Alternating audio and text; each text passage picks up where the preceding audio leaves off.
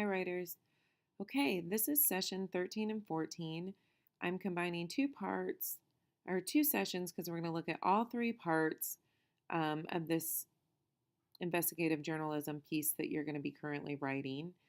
Um, it's going to go into three parts. I want to remind you that when you're writing nonfiction, that you're both telling a story, but you're also teaching. And that text needs to be organized so your reader can follow you. And basically, we're going to break it down into three parts. And the writer is going to use sophisticated transitions to lead the reader explicitly through these three parts, like a tour guide for the reader. The first part, part one, is an anecdote. This is the story, the narrative that stirs up our interest.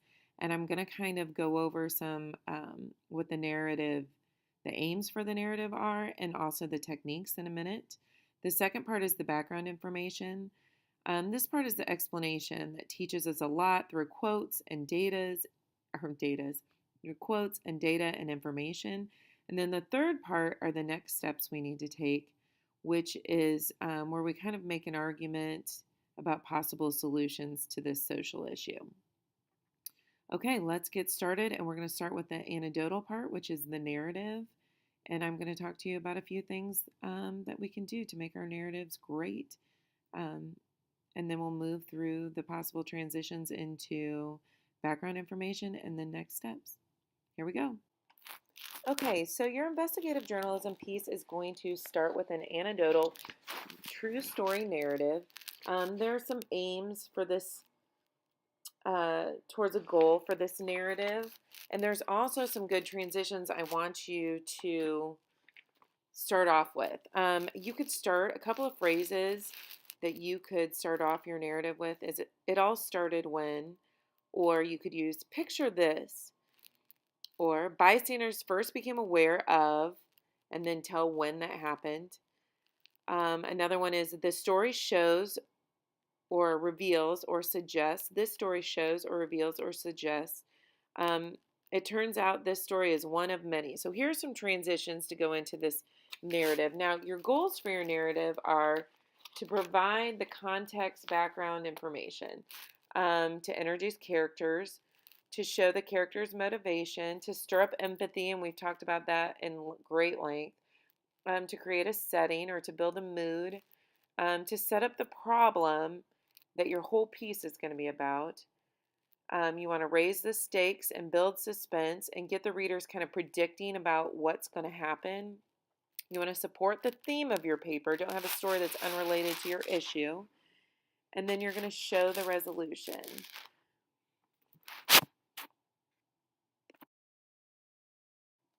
The second part of your investigative journalism piece is going to be looking at background information.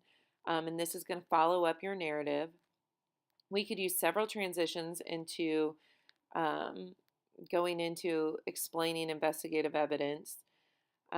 We could use surveys, interviews, expert quotes, statistics, and research. But some of the transitions are the following. This evidence is significant because. The next one is what is revealed here is. We could also start off by saying underline these words, actions, is the belief or the issue. What some readers may not realize is that's a catchy one. Another one is, and so it becomes even more clear that, and then you're going to follow up.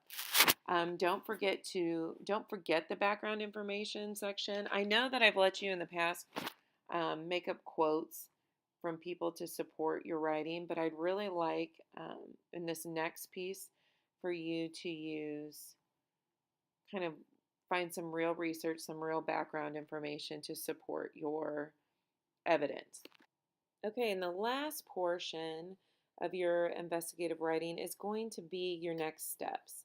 I keep referring to this as possible solutions. But a transition you could use is you may be surprised to find, and then kind of go on explore possible next steps. What you may ask, should you do? What you may ask, should you do? And then kind of talk about possible solutions. You may be wondering about the implications of this investigation.